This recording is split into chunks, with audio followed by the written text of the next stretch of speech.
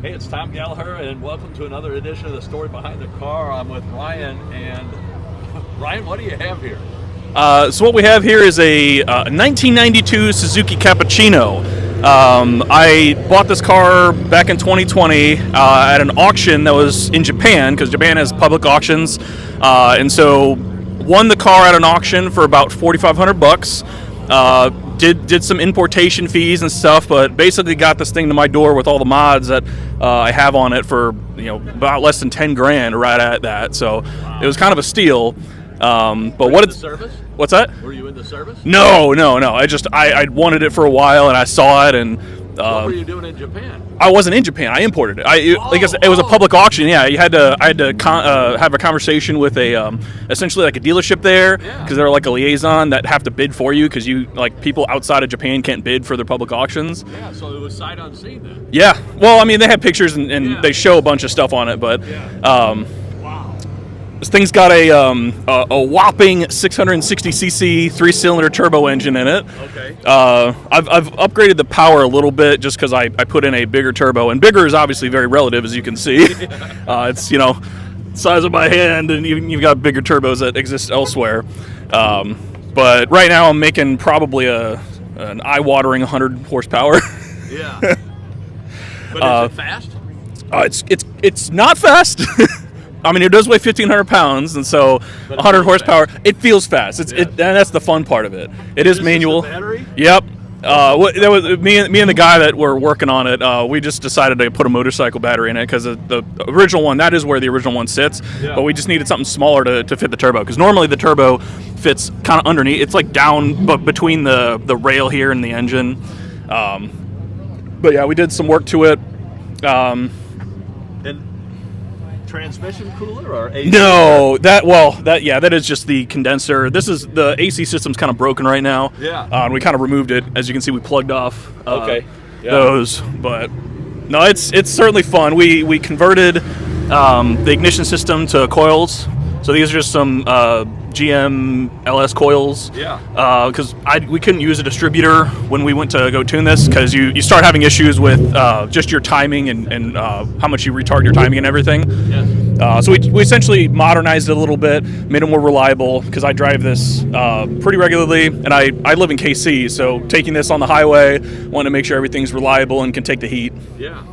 And so your shock towers, you have different shocks in there? Yeah, so this is one of the few, or a couple of mods that I had bought from Japan at an auction and then had the dealership install before they exported it. So Okay. the Tanabe strut bar here was something I put on, the Blitz coilovers, the wheels, and I think I had to change the alternator because it had an issue.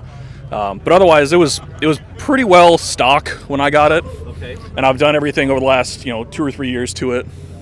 And it's a cappuccino. Yeah, like the drink. Yeah, like the drink. In right-hand drive. Yep, manual. I reupholstered the seats because they had black vinyl seats initially. Yeah. And obviously, when you're convertible in the sun, you'll get Yeah. kind of warm and such. So I got it redone in cloth and some bus pattern. Yeah. It's because it wears well, right? It's a public bus. A lot of people get in it, so I was like, I'm a big guy. It's not like I want it to wear pretty well. When you said bus pattern, it was like, holy cow. Yeah. That's exactly what it is. And kind of the trick to the Cappuccino is it's got the roof itself has 4 different ways to move. You've got, this is the Targa top. Okay. Right now, let me open the trunk for you so you can see where the rest of the roof is. Yeah. But the roof itself is 3 separate pieces. You can kind of see here on the diagram here, you've got 3 separate pieces. You've got I think the driver goes in first, the passenger, and then the center.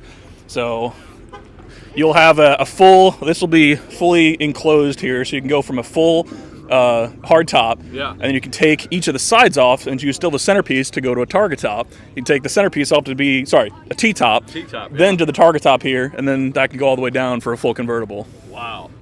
Talk about options. Yeah, it's certainly fun. And is this glass or is this plastic? Oh yeah, no, it's glass. Yeah.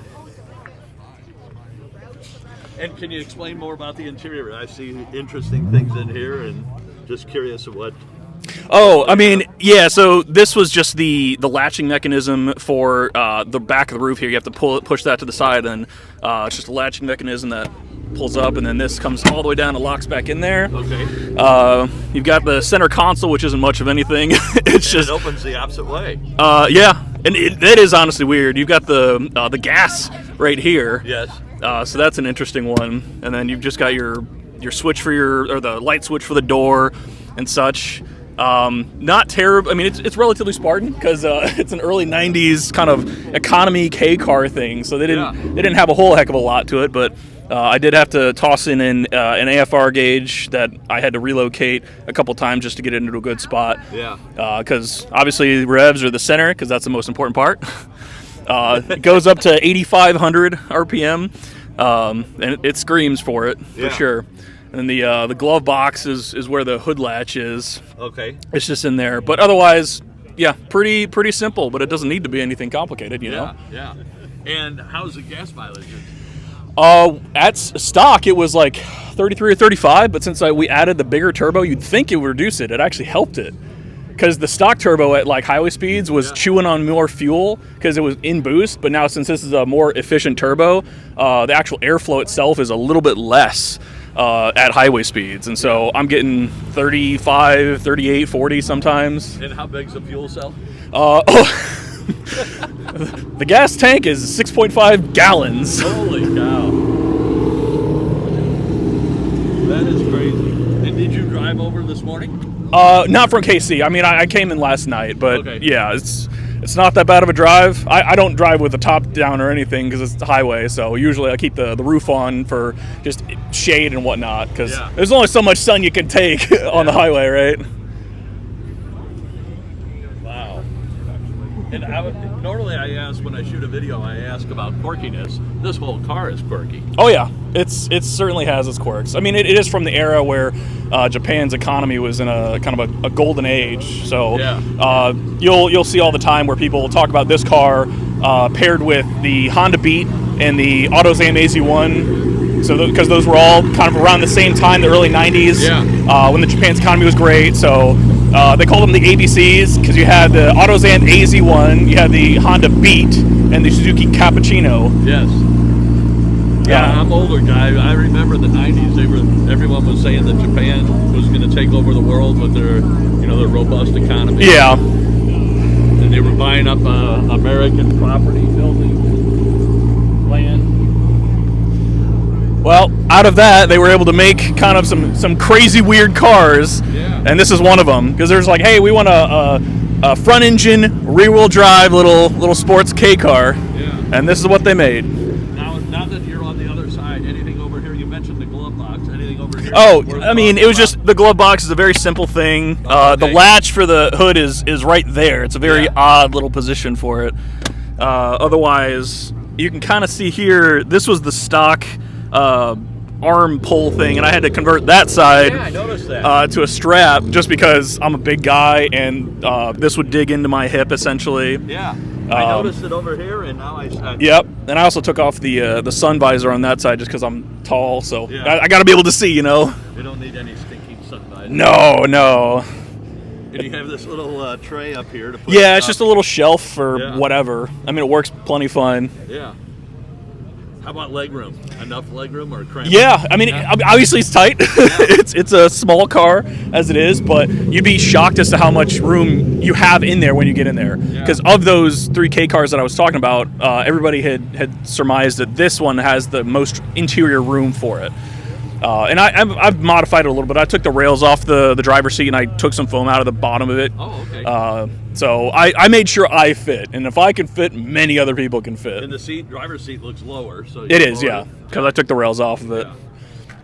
So you mentioned K car. When I was young, in like the 80s, Chrysler. Yeah, you're thinking of the Chrysler K. Yeah, not K hyphen car. This is K-E-I, K car. Okay. Or Keiji Dosha, I think, is the term for it. Oh, now you're speaking another. Well, I mean, it is a Japanese word. But no, it was essentially, they have a classification like we've got, trucks and SUVs and midsize. Like those classifications here, they have classifications there, and it's the K car. And it is limited in terms of the engine can't be bigger than 660 cc's. Yeah. You can't make more than 66 horsepower, and you're also limited in your dimensions. And they do that kind of like motorcycles here, for it's like insurance purposes. Yeah.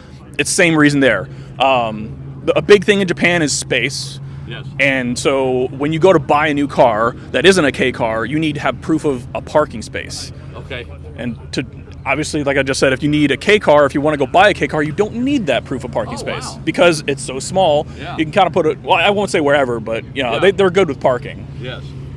So, a couple of last questions. How many gears? Five speed. Okay.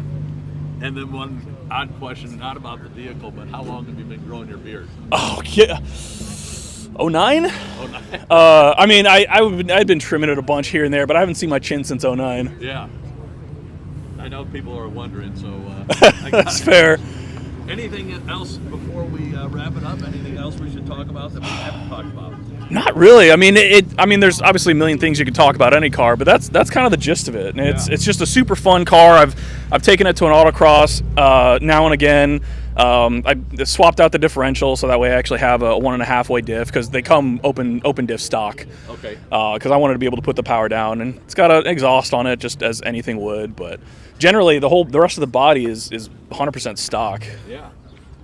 Well, Ryan, thank you so much for giving us the story behind your car. And it's such a unique car. I've never seen one and may not ever see another one. So You'll see them around. Absolutely, man.